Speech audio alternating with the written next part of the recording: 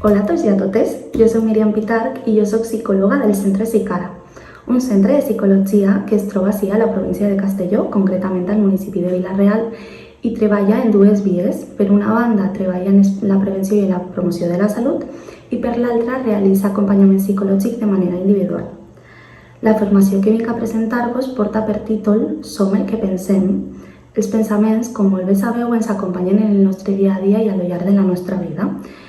N'hi ha pensaments que els elegim i els portem a la nostra ment d'una manera voluntària, però en canvi n'hi ha uns altres que apareixen a la nostra ment d'una manera involuntària i que en ocasions es queden donant voltes d'una forma rumiativa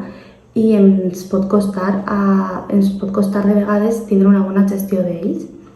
Aquest programa naix des d'aquesta intenció, des de la intenció de poder augmentar el coneixement de per què n'hi ha alguns pensaments que es poden quedar enganxats, els tipus de pensament que existeixen, així com poder donar ferramentes i pautes per poder millorar la gestió d'aquestos.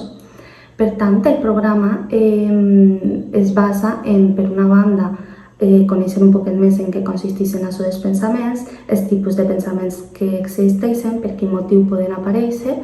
i què puc fer jo en els moments en els que jo em trobo enganxada en uns pensaments que no m'agradaria tindre.